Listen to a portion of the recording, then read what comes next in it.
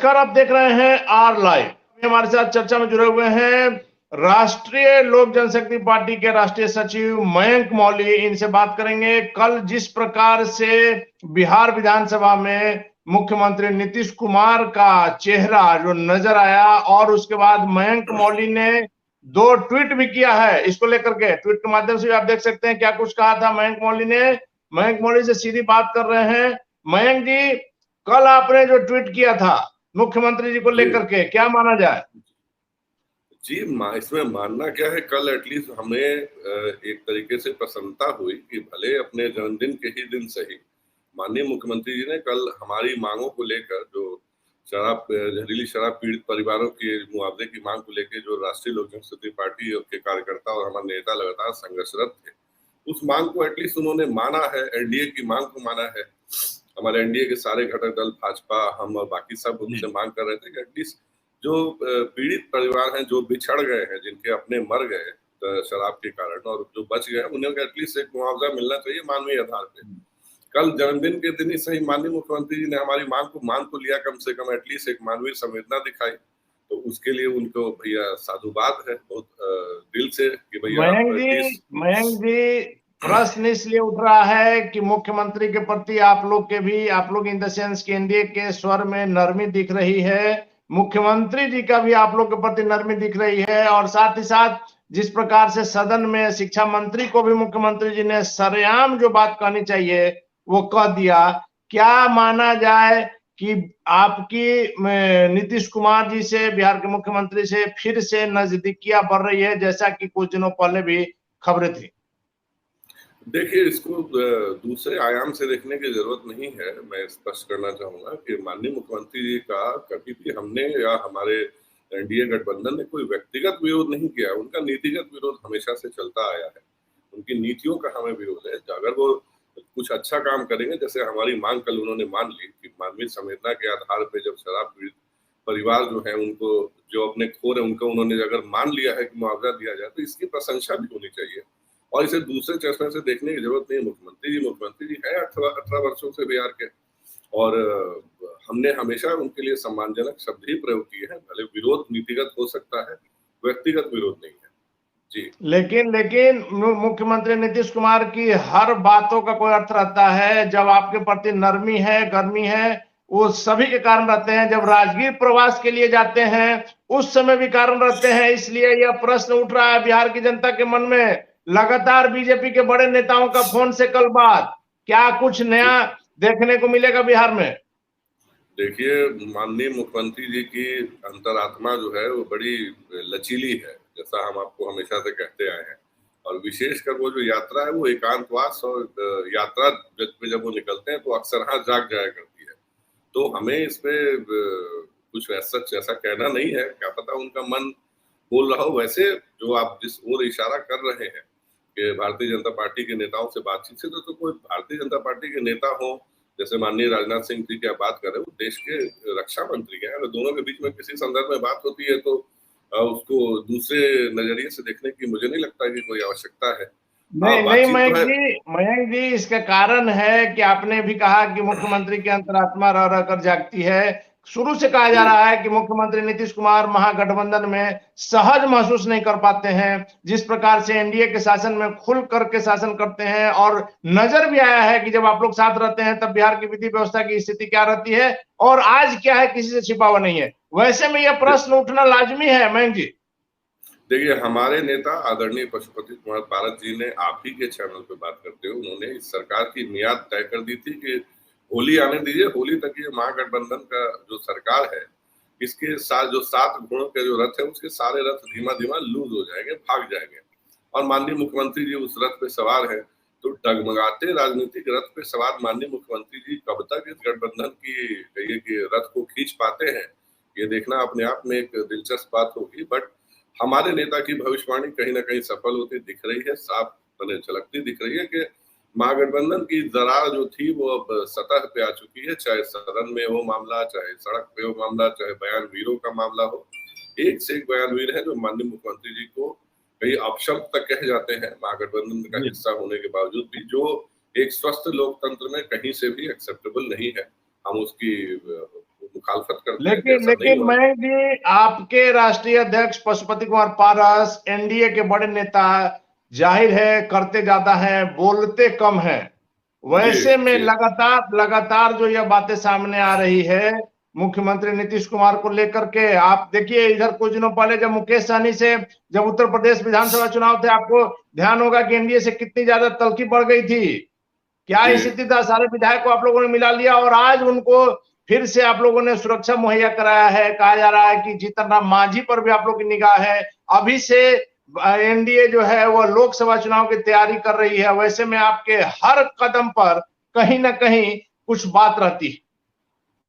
देखिए, एनडीए जो है वो देश का सत्तारूढ़ गठबंधन है, सबसे बड़ा गठबंधन है। माननीय आदरणीय यशस्वी प्रधानमंत्री श्री नरेंद्र मोदी जी के नेतृत्व में चलने वाला अभी देश का सबसे मजबूत गठबंधन है। तो ऑब्वियस है ये कि जब चुनाव नजदीक है, 2024 अब देश लगभग चुनाव के मूड में जा चुका है, जी, तो उस दौर में लोग जो होते हैं, राजनीतिक दल जो होते हैं, वो जो मजबूत हाथ है उसको पकड़ना चाहते हैं। तो इसे कहीं से भी आश्चर्य के तौर पर नहीं लेना चाहिए कि हमारे गठबंधन से लोग में जुड़ने की होड़ मच रही है। तकलीफ उन्हें होनी चाहिए जो कि एंटी नेशनल ताकतें हैं, जो कि समाज में वैमनस्य फैला रही हैं, समाज में आपसी सौहार्द बिगाड़ने का जो काम कर रही है। अब कुछ छदम जो जी, नेता हैं जो कि हमारा नाम लेकर के, हमारे दल का नाम लेकर के, हमारे गठबंधन का नाम लेकर के मार्केट में तथाकथित कुछ नामों से जाने जाते हैं। उन लोगों को चिंता करने की जरूरत है जिन्हें के लिए इस गठबंधन में या किसी भी गठबंधन में कोई जगह बनती दिख नहीं रही है। हमें क्या है, हमारे पास तो कहिए कि जनाधार है, हमारे नेता का कह लीजिए, चाहे आदरणीय प्रधानमंत्री जी का कह लीजिए, लोग जुड़ रहे हैं, तो इसमें कोई आश्चर्य की बात थोड़ी है। लोग हमेशा जो है वो मजबूत हाथ को ही पकड़ते हैं, राजनीति जहाँ पे आ जाती है वहां पे। जी आपके आपके राष्ट्रीय अध्यक्ष कहा जाता था कि क्षेत्र में कम आते हैं। इन दिनों जो उनकी एक्टिविटी बढ़ी है कि एक पैर दिल्ली एक पैर पटना रहता है, पटना भी आते हैं तो लगातार बिहार का भ्रमण करते रहते हैं। क्या कुछ हो रहा है मयंक जी? देखिए, पता नहीं ये कौन लोग थे, मतलब जिनके बारे में आप बात कर रहे हैं, जिनके के माने हमारे नेता की बढ़ती लोकप्रियता देख के उनकी जी, पीड़ा जो है वो असहनीय है और असहनीय होनी भी चाहिए। जो अनर्गल आरोप लगाया करते थे, आपने खुद ही बताया कि हमारे नेता जो है एक पैर दिल्ली में तो एक पैर पटना में और हाजीपुर में अपने संसदीय क्षेत्र में अक्सर बिता रहे हैं, और जब हम और आप बात करें तो अभी भी वो अपने जी, संसदीय क्षेत्र में ही है। तो इसमें कोई आश्चर्य की बात नहीं होनी चाहिए। हमारे नेता जो है सदैव, कहिए जो जैसा आपने खुद कहा कि वो बात कम करते हैं, काम ज्यादा करते हैं, तो सिंपल सी बात है। तो और वो एक नेता का जो जिस पीढ़ी के वो नेता है, उस दौर में ऐसे ही नेता पाए जाते थे, वही कहिए कि उन नेताओं का मयंक चरित्र जी, रहा। आज का दिन आप लोग के लिए तो थोड़ा ज्यादा उत्साह वर्धन करने वाला है। जिस प्रकार से 3 राज्यों के चुनाव आए हैं, त्रिपुरा में, नागालैंड में करीब करीब आपकी सरकार बन ही गई, नागालैंड में तो क्लियर है, और जी त्रिपुरा में भी करीब करीब आप लोग सरकार की ओर बढ़ रहे हैं। जी क्या मोदी जी ये की लोकप्रियता बढ़ते जा रही है? ये भी बिल्कुल कहा जा रहा था बीच में कि मोदी मैजिक जो है वो घट रहा है, लेकिन परिणाम तो कुछ और कह रहे हैं। परिणाम आपके सामने है। सत्य को प्रमाण की क्या आवश्यकता है? देख लीजिए, मोदी मैजिक जिसको कहा जाता है या मोदी लहर जिसको लोग कहते हैं, और चाहे 2024 के परिप्रेक्ष्य में जिसको दे रहा है, तो ये आंकड़े बताने के लिए काफी है कि देश में अभी भी माननीय प्रधानमंत्री श्री नरेंद्र मोदी जी के प्रति कितना लगाव है, किस कदर लोग, यहाँ नहीं तो सुदूर पूर्वोत्तर राज्यों की हम बात कर रहे हैं, वहां पर भी मोदी मैजिक चलता हुआ दिख रहा है। जहां पे पहले ऐसा माना जाता था कि वो भाजपा के लिए या एनडीए गठबंधन के लिए सूटेबल जगह नहीं है, बट आप देखिए कि अब एनडीए गठबंधन जो है वहां पर भी सरकार बनाने की पोजीशन में आ रहा है और लगातार आ रहा है। अब ऐसे जगहों पे भी हम अपनी कहिए कि अपने आप को स्थापित कर पा रहे हैं जो तथाकथित रूप से हमारे लिए नेचुरल, कहिए कि राजनीतिक रूप से नेचुरल पिच नहीं हुआ करती थी। बट देखिए, ये मोदी जी के ही कहिए लोकप्रियता है जिससे ने कि कहिए कि पूर्वोत्तर राज्यों में भी एनडीए गठबंधन की सरकार बनाने की पोजीशन में फिर से ला दिया है। मयंक जी 3 जगह चुनाव हुए, उसमें नागालैंड में चिराग पासवान की भूमिका को तो आप मानेंगे। जिस प्रकार से इन चुनाव के पहले पूरी की पूरी जदयू को उन्होंने फिर से मिला दिया, वैसे में और चिराग पासवान भी वहां खड़े थे। तो इस बार चिराग पासवान की भूमिका आप मानेंगे या यहाँ नागालैंड में भी नहीं मानेंगे? कहाँ का जिनकी बात कर रहे हैं, कितनी सीट आई है उनको बाय द वे? नहीं, सीट सीट एनडीए को वहां करीब अभी 40 सीटें हैं। करीब एनडीए को करीब है ना, फाइनल। एनडीए को है ना, ये जिन नेता की आप बात कर रहे हैं उनको कितनी सीटें आई वैसे जहां पे वो चुनाव लड़ने गए थे? कुछ आंकड़ा हो तो बताएं जरा मुझे, मैं थोड़ा स्पष्ट नहीं, नहीं, अभी क्लियर नहीं है। क्लियर नहीं है कितनी सीटों पे उनके प्रत्याशी आगे चल रहे हैं, कुछ तो लेकिन आंकड़ा हो। लेकिन मयंक सर जी, मैं बस एक चीज, एनडीए के तो अभी 40 पर है ना। 60 सीटों में एनडीए को 40 अगर मिल रहा है तो इसमें आप 2 सीट पर भी चिराग पासवान की भूमिका नहीं मानेंगे? तो वो एनडीए का हिस्सा है क्या? एनडीए ने आपको ये अनाउंस करके दिया था कि Chirag Paswan will be the part of this NDA led alliance in north east, कभी कहा उन्होंने? नहीं नहीं, लेकिन फिर लेकिन क्या बिहार में क्या तो चुनाव में आप लोग साथ हैं। अरे तो भैया वो ऑन प्रो डेटाबेस पे आते हैं, वो प्रो डेटाबेस के नेता हैं, जब उनको जरूरत पड़ती है तो उनका आते हैं भैया, अपना करके अपना काम गए। आप ये बताइए, ये नागालैंड जिसकी आप बात कर रहे हैं, जिसका उन्हें श्रेय देने की कोशिश की जा रही है, नागालैंड कितनी दफा गए वो नेताजी? आप बता दीजिए मुझे, आपने एक गए बार भी नहीं, देखा? लेकिन लेकिन जदयू को तोड़ने में भूमिका रही। अरे भैया जब आप गए ही नहीं है, दूर से कर रहे हैं, तो आप सूर्यदेव हैं क्या कि आपके पुण्य प्रताप से कर्ण का जन्म हो जा रहा है? सीधी सी बात है। मैं आपसे यही कह रहा हूँ, क्या एनडीए का हिस्सा है? नहीं है। वहां पे एनडीए अपने बदौलत जीत रहा है और हमें किसी भी कहिए लेकिन आयातित। लेकिन मयंक जी, अभी अमित शाह जो आए थे वहां मंच से अमित शाह के सामने सुशील मोदी ने उपेंद्र कुशवाहा को और चिराग पासवान को एनडीए का हिस्सा बताया था। अच्छा, उसी उसी अमित माननीय गृह मंत्री अमित शाह जी के दौरे के ठीक पूर्व जिन नेताजी की आप बात कर रहे हैं, नए नवेले हेलीकॉप्टर वाले नेताजी, वो अपने कार्यकर्ताओं को आदेशित करके निकल जाते हैं कि कोई भी माननीय गृह मंत्री जी के स्वागत नहीं करेगा, कोई उनके स्वागत के लिए एक शब्द नहीं बोलेगा, और अगर वो आ रहे हैं तो वो अपने लिए आ रहे, उससे हमें क्या। और उसको लेकर के अपना सेम डे कार्यक्रम लेकर के वो निकल जाते हैं, जबकि उन्हीं के कार्यक्रम के टाइमिंग अगर आप मिला लें तो उस समय आपने माननीय उस गृह समय भी मंत्री, लिखा था, इन बातों को लिखा था आपने। बिल्कुल लिखा था मैंने, गौरतलब कराया माननीय गृह मंत्री जी को कि एनडीए में ना शामिल होने की खींच के कारण जो नेताजी हैं उस दिन अपने कार्यकर्ताओं और यहाँ जो भी मुख्यालय में बैठे उनके वो थे अधिकारी लोग थे, उनको उन्होंने आदेशित करके निकल गए कि किसी को एक शब्द नहीं बोलना है।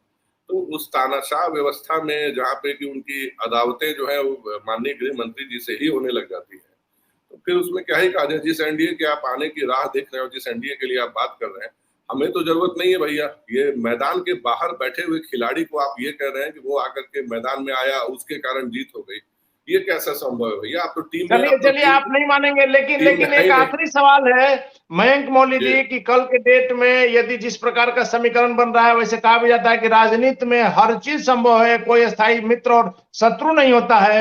वैसे में कल के डेट में यदि मुख्यमंत्री नीतीश कुमार की एक बार फिर से संभावना बनती है एनडीए में वापसी की, वैसे में चिराग पासवान क्या करें?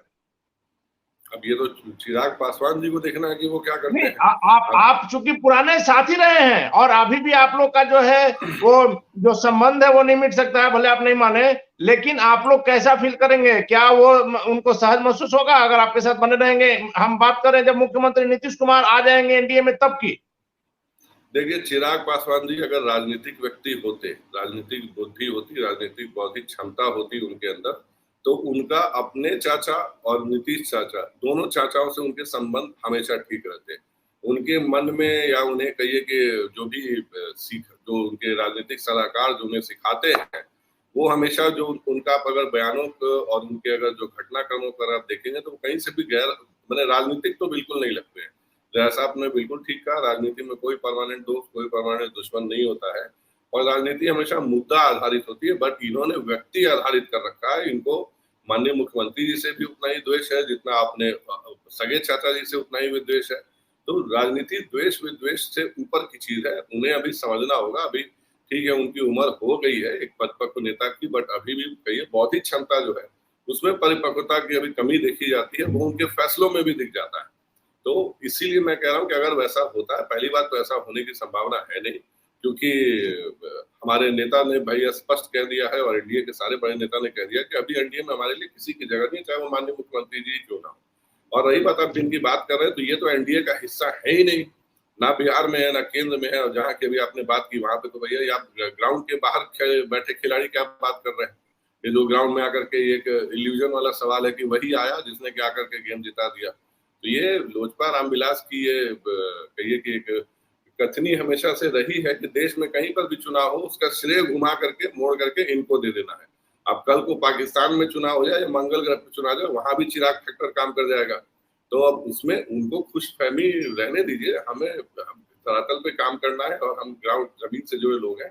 हमें पता है भैया कि चुनाव में कैसे चुनाव जीता जाता है, किन मुद्दों पे जीता जाता है, और पुराने पौराणिक जो डोर टू डोर कैंपेन होता है या कहिए कि जन संवाद कायम कैसे करते हैं, वो हमें पता है। और वही चीजें आज भी चुनाव जिताती हैं। ये सुपरफिशियल हवाई और इंटरनेट के माध्यम से आप सिर्फ केवल लाइक्स और व्यूज बटोर सकते हैं, वोट नहीं बटोर सकते। ये अभी उन नेताजी और उनके पार्टी के लोगों को समझना जरूरी है। चलिए, धन्यवाद आपका। तो ये थे हमारे साथ राष्ट्रीय लोक जनशक्ति पार्टी के राष्ट्रीय सचिव मयंक मौली, जिन्होंने नागालैंड में चिराग की भूमिका से सीधा इनकार किया है। हालांकि आज एनडीए के लिए काफी खुशी का दिन है, जिस प्रकार से 2 राज्यों में एनडीए की सरकार बनती साफ नजर आ रही है। और साथ ही साथ मुख्यमंत्री नीतीश कुमार ने कल जिस प्रकार से बीजेपी के नेताओं से बात किया, जिस प्रकार से जो उनका संवाद हुआ बिहार विधानसभा में, उसे लेकर के एक बार फिर से अटकलों का बाजार गर्म है कि क्या मुख्यमंत्री नीतीश कुमार एक बार फिर से पलटी मार सकते हैं। वैसे मयंक मौली ने ऐसी किसी भी संभावना से इनकार किया है, लेकिन बिहार की राजनीति में क्या कुछ होगा यह देखना काफी दिलचस्प होगा।